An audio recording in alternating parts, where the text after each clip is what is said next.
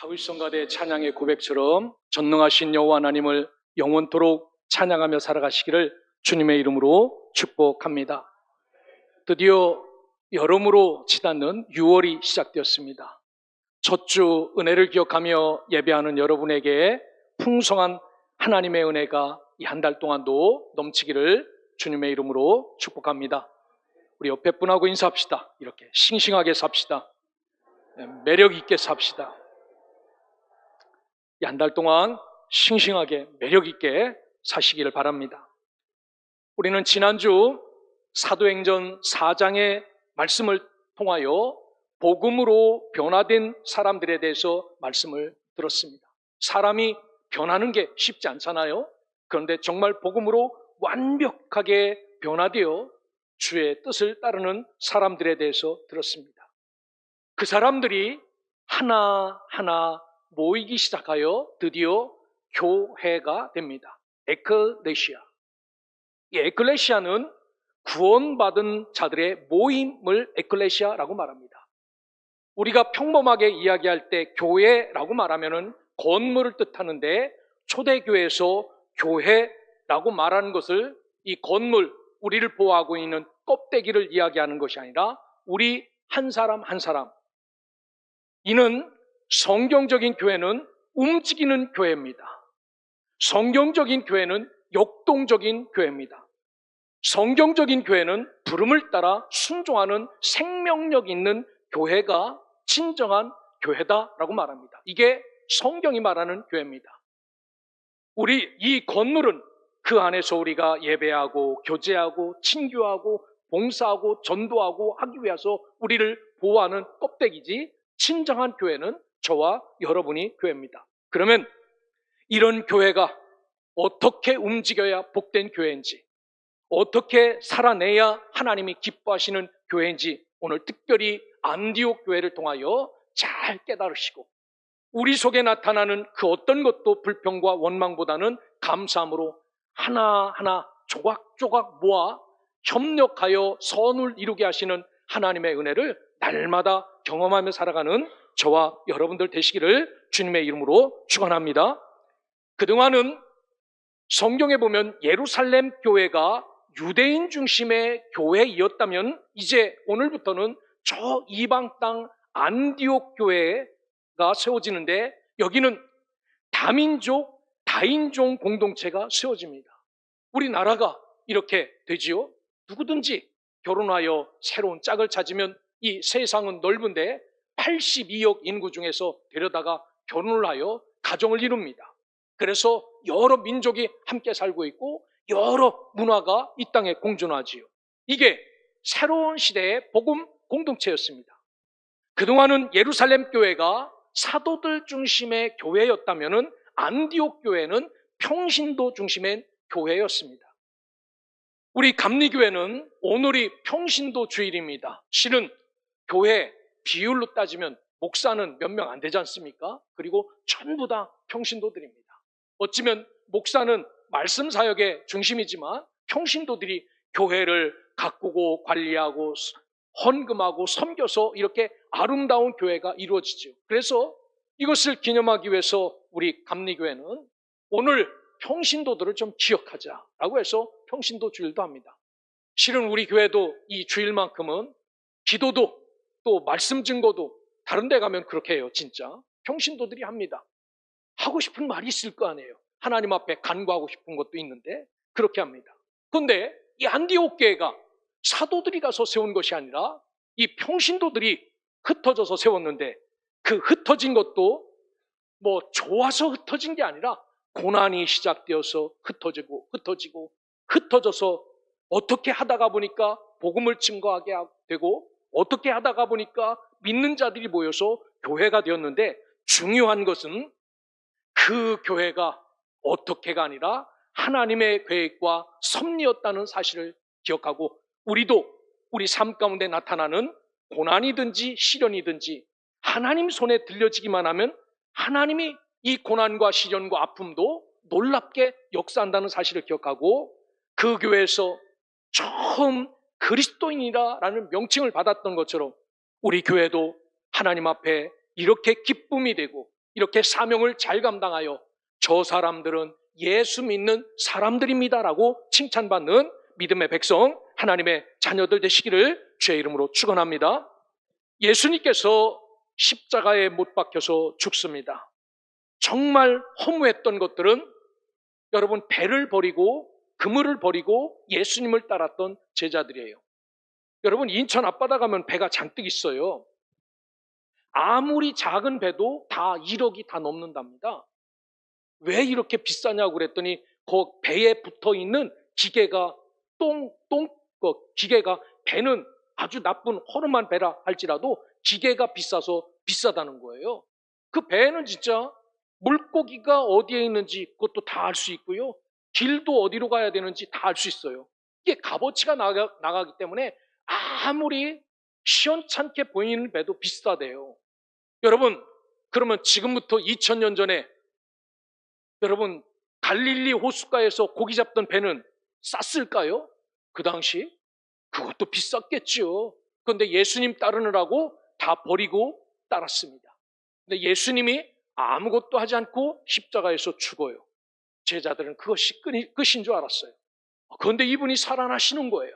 그리고 한번 만져보고 확인해보고 믿는 자가 되라고 이야기해서 믿습니다.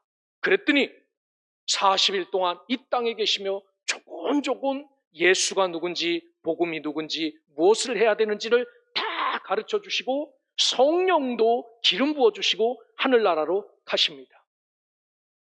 뿐만 아니라 이렇게 아름다운 부활의 능력을 경험했지만 예루살렘 교회도 사람이 모이는 교회니까 내적인 시련도 있고 외적인 시련도 있었어요. 외적인 시련은 예수 믿으면은 죽는다라는 것이 외적인 시련이었습니다. 여러분, 죽음 앞에 나 예수 믿습니다 라고 이렇게 고백하며 살아가는 게 쉽습니까? 이것은 용기로 될 일이 아닙니다. 믿음으로 될 일이지요. 쉬운 일이 아닙니다. 어떻게 죽음 앞에서 나 예수 믿고 천국 가겠습니다 라고 고백할 수 있습니까? 전적인 믿음으로 되는 거죠. 이런 외적인 시련도 있었지만 내적인 시련도 있었어요. 이것을 누가 더 많이 가져갈까? 누구에게 더 할까? 그런데 이 내적 외적 시련을 잘 마무리합니다.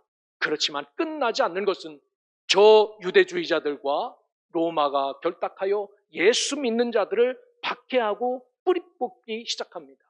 이것은 보통 고난이 아니었어요. 그래서 히브리서에 보면은 그들이 순교할 때 어떻게 합니까?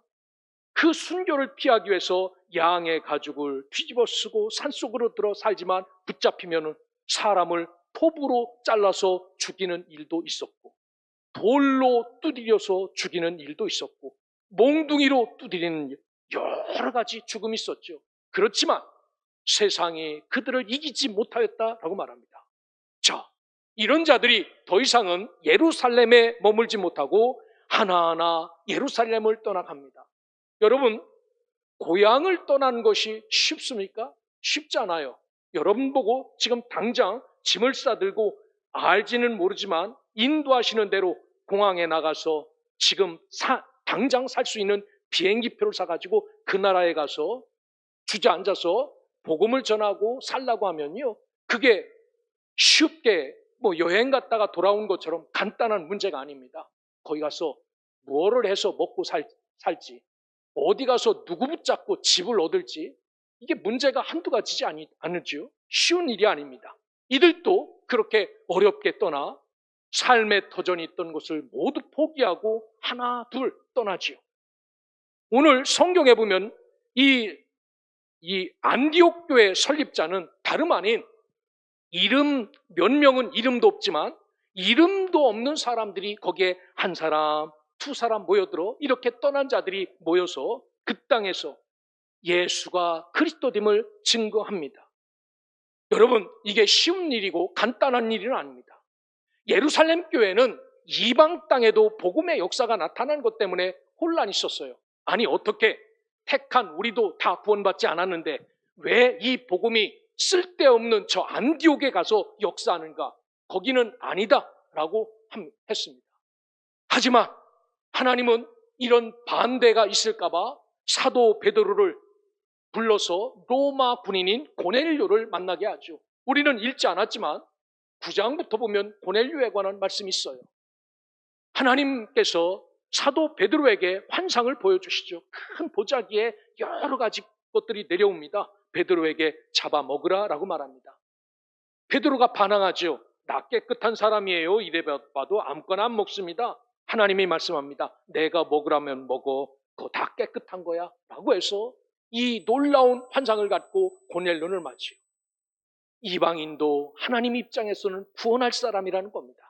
그들도 너희들처럼 구원할 자가 나다라고 말합니다. 그래서 그것을 먹어라라고 말합니다. 고넬료를 만나게 하시고 베드로가 눈으로 보기에 이방 사람들에게도 우리에게 내렸던 놀라운 성령을 그대로 내려주시고 우리에게 부어주셨던 놀라운 은혜도 그대로 주신 것을 보고 가서 여러분들 우리만 구원받은 것이 아니다. 저들에게도 하나님의 역사가 있습니다 라고 말해요. 오늘 우리는 읽진 않았지만 18절 바로 앞절에 보면 그들이 베드로의 간증을 듣고 이렇게 말합니다. 하나님께서 이방인에게도 생명 얻는 회개를 주셨도다 하니라 라고 이방 땅에도 복음이 증거된 것을 예루살렘 교회가 확신하고 믿기 시작합니다. 여러분, 이 사건을 통해서 놀라운 일은 하나님은 우리가 상상할 수도 없는 방법으로 선을 이루어 가시는 것입니다. 왜? 복음 증거를 기쁨을 통하여서 즐거움을 통하여서 복을 받는 가운데 이렇게 복음을 증거하시면 안 됩니까? 매맞고 쫓겨나가서 죽음을 피해서 도망간 자들을 통하여서 꼭 이렇게 복음이 증거돼야 됩니까? 그런데 하나님은 우리가 상상할 수 없는 일이지만 아픔 속에서 고난 속에서 시련 속에서 흩어진 자들을 통하여 거룩한 복음의 씨앗을 증거하게 만듭니다. 그러기에 이 놀랍고 아름다운 신비함을 본다면 우리에게도 나타나는 왜 이런 일이 나에게 일어날까? 상상할 수 없는 일이 있다면 이것이 하나님의 손에 들려지기만 하면 또 다른 역사가 이것을 통하여서 나타날 수 있다는 사실을 기억하고 오늘 우리가 아무리 우리 머리의 이해로는 이해할 수 없는 일이라도 하나님 앞에 순종하고 감사하며 살아갈 수 있는 믿음의 백성들 되시기를 주의 이름으로 축복합니다. 오늘 성경에 보면 복음은 고난과 시련 속에서도 확장된다라는 사실입니다. 19절은 이렇게 시작합니다. 그때 스데반의 일로 일어난 환난으로 말미암아 흩어진 자들이라고 말합니다. 여러분, 흩어지면요 일 때문에 간 사람은 상관없어요. 준비 없이 간 사람은 거기 가서 뭐를 먹고 살까, 뭐를 먹어서 일을 해서 돈을 벌어서 가정을 꾸리고 아이들 교육을 시킬까 참 고민이 많죠. 그런데 이들은 우선순위가 가서 흩어져서 제일 먼저 한 자들이 예수가 그리스도입니다라는 사실을 증거한 것 같습니다. 그래서 이들의 증거 때문에 사람이 모여서 안디옥 교회가 성장되지요. 6장에 보면은 부흥하는 초대교회를 조직적으로 섬기기 위해서 7명의 일꾼들을 세웁니다. 그리고 7명의 일꾼 중에 한 사람이 스데반이 복음을 전하다가 돌에 맞아 순교당합니다. 참 놀랍지요? 그 아까운 스데반이 돌에 맞아 순교를 당하고 핍박이 걷잡을 수 없는 겁니다. 그런데 하나님은 더 놀라운 일을 준비하세요. 그 유명한 사울이 등장합니다. 이 일로. 희한하지 않습니까? 어찌 이 고통과 고난 앞에서 사울을 등장시킬까? 여러분, 사울은 누굽니까? 히브리 말로 사울, 헬라 말로 바울. 그 유명한 가말리엘 문화에서 율법을 철저하게 공부했던 사람, 그 누구보다도 똑똑했던 사람, 그 엄청나게 하나님과 예수 그리스도를 만났던 이 사람이 등장합니다. 고난 때문에. 이렇게 스데반의 순교로 인해 박해가 시작되자 예루살렘을 떠나 흩어졌고 그중 일부는 현재 튀르키예, 안티키아, 지금 도시 안티키아, 안디옥까지 이르러 복음을 전합니다. 여러분, 이 안티키아에는 몇 년 전에 지진이 나서 쫄딱 무너진 곳입니다.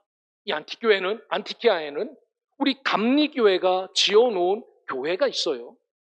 그곳에 있습니다. 그래서 우리가 열심히 지진 피해 복구 헌금을 했잖아요. 그 헌금이 다시 안티키아로 가서 그 교회가 다시 복구되어 가고 있습니다. 놀라운 일 아닙니까? 2000년 전에 세워졌던 그곳에 교회가 아직도 존재하고 있다는 것. 겉으로 보면 고난과 아픔 때문에 이게 끝이구나라 생각했지만 하나님의 시선으로 보면은 끝이 아니라 이제 시작이다라고 말씀하십니다. 여기 흩어진 자들이라고 말해요. 헬라어로 디아스 파렌테스라고 말합니다. 디아스 파렌테스, 디아스포라처럼 디아스 파렌테스. 이 말은 흩어 뿌려진 씨앗이다라고 말해요. 그냥 뿌려진 것이 아니고 그냥이 아니고 하나님이 씨앗처럼 뿌린 그러한 씨앗들이다라고 말합니다. 거기에 가서 꼭 싹이 나야 된다. 거기에 가서 꼭 싹이 나서 똑같은 열매를 맺어야 된다라고 일부러 뿌리신 그 씨앗들이 흩어진 자들이다라고 말합니다. 내가 갈 때는 이 사실을 알았을까요? 내가 고난받고 고향을 떠날 때는 이 사실을 알았을까요? 몰랐습니다. 거기에 가서 보니까 내가 흩어 뿌려진 씨앗이구나 라고 말하죠. 하나님은 감당기 어려운 핍박조차 상호하셔서 복음을 확장시키시고 그들에게 하나님의 은혜를 주셔서 예수가 그리스도됨을 그대로 증거했죠. 처음에는 유대인 붙잡고 복음을 전했지만 20절에 보니까 뭐라고 말합니까? 한 사람 한 사람 헬라 사람을 붙잡고 예수를 전파했다라고 말합니다. 여러분, 당시 히브리 문화는 지는 해였어요. 나라가 없었습니다. 로마의 통치를 받아서. 하지만 저 헬라 문화는 뜨는 해였어요. 아무리 똑똑한 사람도 히브리 문화를 붙잡고 산 사람 없었습니다. 지는 해를 누가 붙잡습니까? 뜨는 해를 붙잡지요. 그래서 사도 바울은 저 헬라에 가서 이 복음을 꺼내놓는 것이 참 창피한 일인데 나는 창피하지 않았다라고 말합니다. 이유는 여러분이 알고 있는 철학자는요, 이미 예수님보다 다 300년, 400년 전에 다 태어난 사람들입니다. 소크라테스를 비롯해서 아리스토텔레스, 플라톤 다 그게 요새 사람들이 아니에요. 예수님보다 300년, 400년 전에 다 태어난 사람입니다. 그런 철학자들이 갖고 오는 헬라 문화에 예수 그리스도가 십자가에 달려 죽은 예수가 구세주입니다라고 꺼내놓는 것이 가당키나 한 겁니까? 오히려 있어도 숨기고 오히려 나누고 싶어도 절제하겠죠. 그런데 이 사람들은 그럼에도 불구하고 담대하게 예수가 그리스도라는 사실을 증거했다라고 말합니다. 우리는 종종 고난을 하나님의 침묵이라고 여깁니다. 왜? 이 아픔을 나에게 주셨습니까? 그러나 하나님은 그 고난을 통해 복음의 문을 여시는 놀라운 은혜를 우리에게 허락하실 수 있다는 사실을 기억하시고, 혹여 여러분 가운데도 예기치 않는 상황으로 삶의 자리가 바뀐 분이 있어요. 왜 나를 여기에다가 몰아넣으시고 이렇게 할까라고 고민하는 분이 있다면, 그것이 이해가 안 된다고 생각하신 분이 계시다면, 여러분 그것 또한 하나님 손에 들려지면 나를 통하여서 그것을 통하여 새롭게 이끌고 누군가를 구원시키고 누군가에게 무엇을 하기 위해서 나를 이곳에 몰아넣으신 것이다 라고 생각하시고, 그것까지도 기쁨으로 여길 수 있는 믿음의 백성, 하나님의 자녀들 되시기를 주의 이름으로 축원합니다. 21절에 보니까 그들의 아픔도 고통도 주님의 손에 들려지니까 주의 손이 그들과 함께 하심에 수많은 사람들이 믿고 주께 돌아오더라라고 말합니다. 뭐를 알겠습니까? 얼마나 가르칠 수 있었겠습니까? 그런데도 불구하고 예수가 그리스도를 하고 증거할 때 많은 사람들이 믿고 주께 돌아왔다라고 말합니다. 이는 고난은 끝이 아니라 시작임을 우리가 잘 알고, 우리도 고난 가운데 있다 할지라도 감사하며 살아가는 믿음의 자녀들 되시기를 주님의 이름으로 축복합니다. 뿐만 아니라 하나님은 교회를 세워나갈 때 열린 정신의 소유자를 통하여서 세워가신다라고 말해요. 예루살렘 교회가 소문을 듣습니다. 예루살렘과 수백 킬로 떨어진 안티옥에 교회가 세워졌고 저들이 우리 하나님과 예수의 이름을 빙자하여 모이고 기도한다라는 소리가 들었어요. 그래서 이 안디옥 교회를 실사할 수 있는 실사단을 꾸며서 파송합니다. 여기에 보니까 예루살렘 교회가 이 사람의 소문을 듣고 바나바를 안디옥까지 보내니라고 말합니다. 예루살렘 초대교회 불어닥친 고난 때문에 흩어진 자들, 그들이 모여있는 그곳을 이 예루살렘 교회가 실사단을 보내요. 여러분, 바나바는 어떤 사람입니까? 성경에 보니까 우이로의 아들이에요. 24절에 보니까 뭐라고 말합니까? 바나바는 착한 사람이요 성령과 믿음이 충만한 사람이다 라고 말합니다. 하나님을 뜨겁게 사랑했던 제자였습니다. 가장 보수적인 가문인 레위 지파 사람이었습니다. 제사장 지파, 소위 말하는 전통적으로 목사 아들 가문에서 태어난 그런 사람이다라고 말합니다. 그런데 왠지는 모르지만 부유한 환경에서 자랐어요. 돈도 많았고 물질도 넉넉했습니다. 그런데 예수 그리스도를 영접한 즉시 모든 재산을 다 팔아서 예루살렘 교회에 그 어렵고 힘든 사도들에게 다 헌납을 합니다. 그리고 그는 선교사로 나서서 삽니다. 이런 헌신 때문에 안디옥 교회가 이렇게 힘을 얻을 수 있었고, 이 안디옥 교회에 바나바가 와서 이 하나님의 섭리를 조사함으로 이제는 음지에 있던 교회가 아니라 양지로 나오는 교회로 바꿔요. 오늘 열린 눈의 소유자인 바나바는 하나님의 섭리를 분별할 줄 아는 사람입니다. 우리가 가끔 재판장에 가면 재판관이 있지요. 재판관이 있는데 재판관은 이렇게 해라 저렇게 해라 묻거나 그러지 않습니다. 변호사가 이야기하는 이야기를 다 들어요. 검사가 말하는 기소를 다 들어요. 그리고 헌법을 갖고 재판을 하지요. 이게 재판관입니다. 그리고 의심나는 것을 다시 물어보고 확인하고 하는 것뿐이지요. 오늘 바나바도 안디옥 교회에 가서 이 사람들이 어떻게 모이는지, 어떻게 기도하는지, 누구를 증거하는지 실사를 하니까 봤어요. 다 하나하나 아무 소리도 않고 안디옥 교회가 뭐를 하는지 봅니다. 여기에 보면은 베드로가 로마 군인을 전도했던, 고넬료를 전도했던 것도 예루살렘 교회는 반발했어요. 1절부터 3절에 보면은 왜 쓸데없이 로마 사람에게 복음을 전도하고 그 이방인과 함께 왜 밥을 먹고 그런 일을 했냐고 화를 예루살렘 교회에서 확 냈는데, 베드로가 해도 냈는데, 여러분 안디옥 교회가 그렇게 모이는 건 예루살렘 교회에서 정말 못마땅해 했습니다.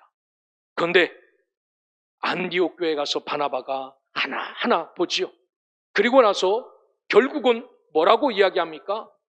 여기도 하나님의 은혜가 있는 곳이니까 여러분들 힘들어도 어려워도 이 예수 그리스도를 믿고 기쁨으로 끝까지 승리하라고 권면하는 것을 볼 수 있습니다. 오늘 누구 때문에 이런 놀라운 은혜가 이 안디옥 교회에 임합니까? 교회 기둥 같은 바나바에게는 영적인 통찰력을 소유했어요. 이게 진짜인지 가짜인지를 구분할 수 있는 힘이 있다는 겁니다. 오늘 이 시대에 우리에게 필요한 힘이 있다면 이런 이성이 우리에게 채워지기를 주의 이름으로 축원합니다. 내가 믿는 예수가 진짜인지 가짜인지, 여러분 우리 주위에는 가짜들이 너무나도 많아요. 꼭 알곡 옆에 가라지가 나는 것처럼 이거는 신비한 이치입니다. 농촌으로 가보면요 풀이 어마어마하게 나요.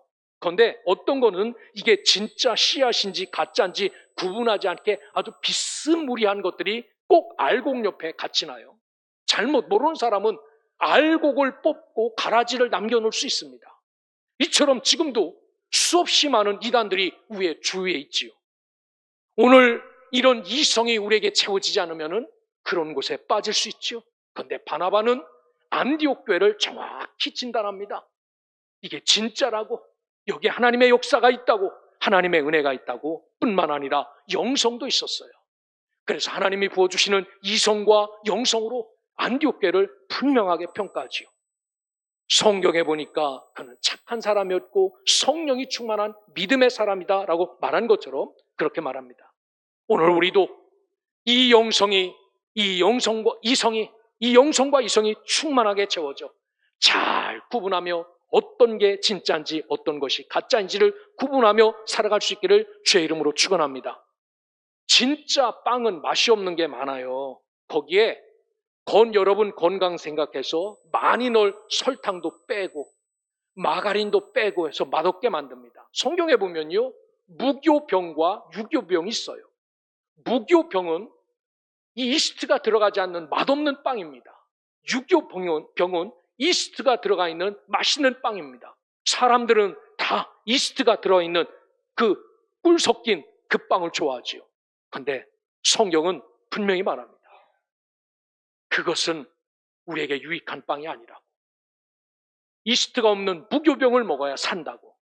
여러분, 교회가 맛이 없고 딱딱해요. 정말 그렇지 않은 세상의 교회는 달달한 것도 막 쳐서 여러분들 꿀꺽꿀꺽 먹게 하는데, 여기는 그렇지 않아요. 얼마나 딱딱한지 알 수 없습니다. 재미도 없습니다. 하지만 우리를 살게 하는 것은 꿀 섞인 가짜가 아니라 아무것도 섞이지 않는 맛없는 예수라는 빵, 이것을 먹어야 살아갈 수 있음을 기억하고, 오늘 바나바처럼 우리에게 하나님, 세상을 분별할 수 있는 이성, 하나님의 거룩한 영을 따라 살 수 있는 영성을 채워주셔서 흔들리지 않고 믿음의 길을 걸어가게 해달라고 잘 기도하는 하나님의 백성, 하나님의 자녀들 되시기를 주의 이름으로 축원합니다. 그리고 나서 드디어 사도 바나바가 누구를 데려다가 함께 사역할까? 그래서 여러 사람이 있었지만 바나바는 다소를 찾아갑니다. 거기에 사울이 깊숙이 참여하면서 자기 고향에서 혼자 살아갈 때 바나바를 찾아가죠. 안디옥에서 바나바는 더 터키 쪽으로 올라가서 한번 꺾어지는 곳, 그곳에 이 다소라는 지역이 있어요. 거기까지 갑니다. 왜? 많은 사람 중에 바나바는 이 사울이라는 사람을 선택했을까? 바나바는 알았죠? 사울이 어떤 사람인지. 정말 똑똑하고 학식이 있고 재주도 많고 특별히 헬라어에 능통하지 않습니까? 언어를 잘해야 복음을 증거할 것 아닙니까? 그래서 이 바나바가 사울을 데려다가 함께합니다. 26절에 보니까 사도들도 거들도 보지 않았던 이 바울을 데려다가 다수에 가서 바울을 만남에 안디옥에 데리고 와서 둘이 교회에서 1년간 모여 있어 큰 무리를 가르쳤다라고 말합니다. 여러분, 교회는 내가 아니라 함께하는 연합의 중요성이 여기에 많이 나와 있습니다. 나 혼자 열심히 해봐야 끝이에요. 선교사를 19년 동안 하고 왔더니 가는 곳마다 선교가 뭡니까? 라고 물어요. 저한테 선교가 뭡니까? 선교가 도대체 뭐냐고. 이럴 때마다 제가 19년 동안 경험한 선교를 간략하게 이야기하는 예화가 있습니다. 선교는 그림 그리는 것과 똑같습니다 라고 말해요. 어떤 곳에 가면은 잘못 그려진 그림이 있어요. 예수라는 그림이 잘못 그려지고 복음이라는 그림이 잘못 그려진 것. 그림을 잘못 그리는 거 지우는 게 쉽습니까? 하얀 도화지에다가 그리는 게 쉽습니까? 하얀 도화지, 아무것도 그려지지 않는 그곳에 그림 그리는 게 쉽지요.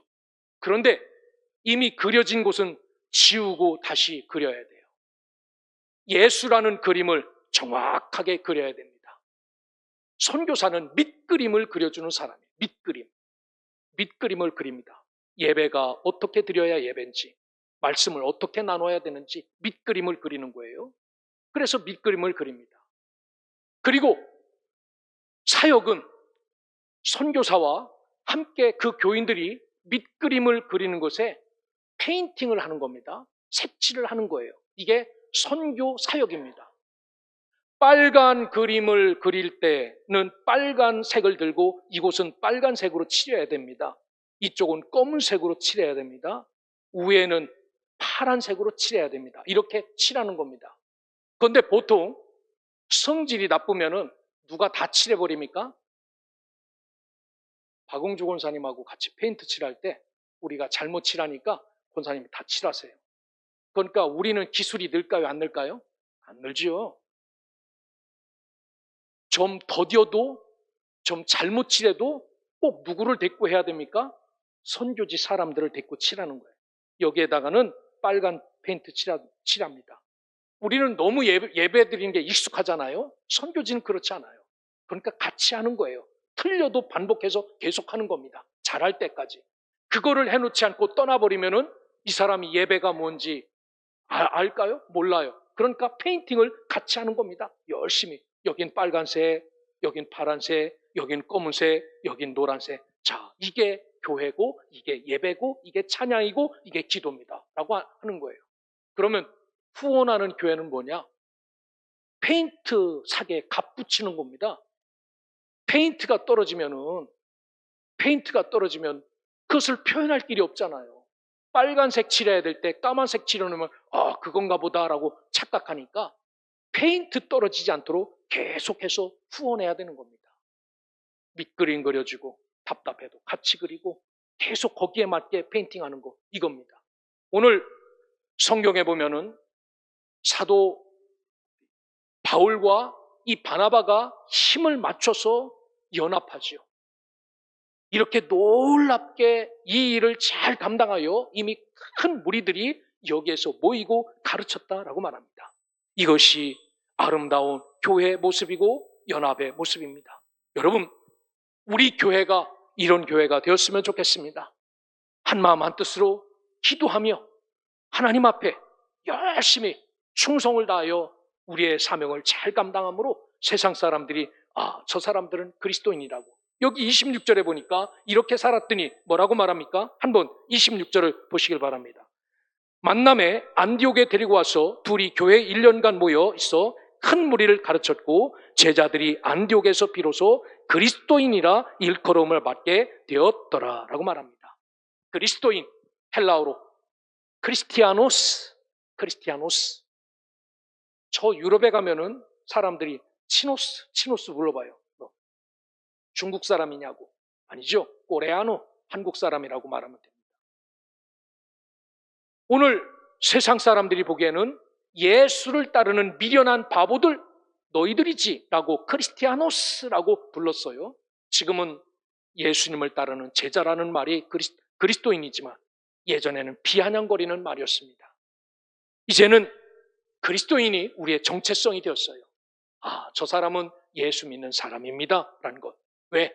우리의 언행과 삶의 모습이 도전이 되기 때문에 그리스도인이다라고 말해요. 그런데 지금은 어떻습니까?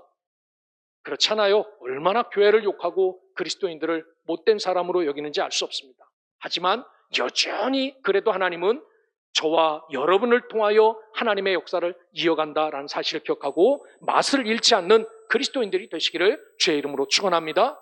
이 공동체가 어떻게 끝나는지를 보십시오. 매우 인상적인 장면으로 끝나요. 28절에 보니까 아가보라는 한 예언자가 벌떡 일어나더니 성령으로 말하되 천하에 큰 흉년이 들이라 라고 이야기합니다. 그런데 실질적으로 역사적으로 보면 흉년이 찾아왔어요. 그런데 사람들이 뭐라고 말하냐면은 여러분 우리에게 복음을 나눠준 예루살렘 교회를 도웁시다 라고 하는 사람들이 있습니다. 우리를 열심히 도운 교회가 있다면 그 교회를 돕는 것 좋을까요? 안 좋을까요? 기쁨으로 도울 수 있습니다. 그런데 우리 교회가 세워질 때 반대를 했던 그 사람들이 아파하고 고난스러우면 돕고 싶은 마음이 생겨요? 안 생겨요? 안 생기죠. 나를 방해하고 나를 시기하고 싫어했던 사람들이 고난받으면 돌아서서 고소하다 하는 게 우리 아닙니까? 그런데 안디옥 교회는 그러지 않았어요. 성경에 보니까 그들이 고난받을 때, 그들이 어려워할 때, 그들이 한 끼 먹을 양식이 없어서 고난 가운데 있을 때 여기 부조를 했다라고 말합니다. 헬라어로 디아코니아라고 썼어요. 이 디아코네스, 종처럼 그 사람들을 섬기는 것이 옳습니다 라고 말합니다. 성경에 보니까 한 사람도 빠지지 않고 이 사람들이 하나 되어 함께 그리스도 안에서 이 일을 실행했다라고 마지막 30절에 말씀하고 끝납니다. 얼마나 아름다운 모습입니까? 그곳에 교회가 설 때 저들이 교회인지 아닌지 검사해야 됩니다 라고 했던 사람입니다. 어려움을 당하자 제일 먼저 일어나서 안디옥 교회가 그들을 도왔습니다. 여러분 이제 말씀을 마치려고 합니다. 오늘 안디옥 교회는 고난 중에도 복음을 나누고 서로를 격려하는 은혜로운 교회가 되었습니다. 이 일의 시점은 이름도 없는 평신도들로 이루어졌어요. 고난 피해서 한 사람 두 사람 흩어져 저 안티키아라는 그러한 도시에 가서 먹고 살만하니까 섞여 살면 모르기에 그들이 하나하나 모여 교회를 세우고 드디어 그 교회가 커져서 어려움을 당하는 예루살렘 교회를 돕는 그러한 아름다운 교회로 성장하였습니다. 오늘 우리도 마찬가지입니다. 믿음의 길을 걸어가면서 우리에게 나타나는 어떠한 것도 하나님 손에 들려지기만 하면 아름답고 귀하게 쓰임받을 수 있다는 사실을 기억하고 오늘 우리 교회가 이 시대, 이 안디옥 교회처럼 한 마음 한 뜻이 되어 우리 주님이 가장 기뻐하시는 일에 아름답게 쓰이고 그리하여 세상 사람들이 저들은 그리스도인입니다 라고 고백하고 표현할 만큼 능력 있는 삶을 잘 살아가시기를 주의 이름으로 축원합니다.